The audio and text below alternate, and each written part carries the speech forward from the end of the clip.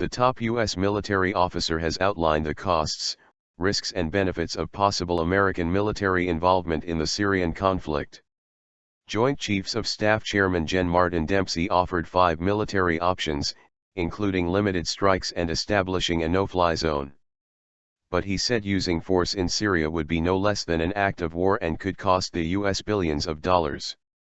Washington has so far ruled out military intervention in Syria.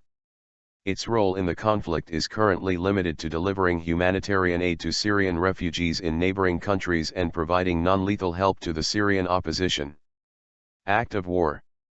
In an open letter to senators, Gen Dempsey analyzed 5 military options the U.S. military could potentially undertake in Syria. Training, advising and assisting the opposition. Conducting limited strikes. Establishing a no-fly zone. Creating buffer zones inside Syria. Controlling Damascus chemical arms.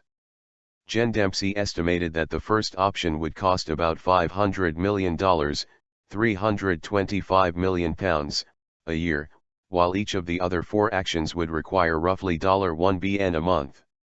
The decision to use force is not one that any of us takes lightly. It is no less than an act of war, he wrote in the letter. Gen Dempsey acknowledged that the outlined actions would strengthen the opposition and put more pressure on President Bashar al-Assad, but he warned the U.S. should learn from its previous interventions, as in Afghanistan and Iraq. We have learned from the past 10 years, however, that it is not enough to simply alter the balance of military power without careful consideration of what is necessary in order to preserve a functioning state, he said.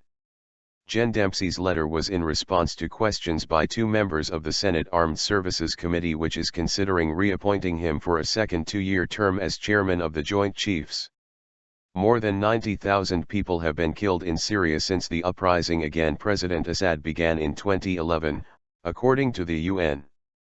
A further 1.7 million have been forced to seek shelter in neighboring countries.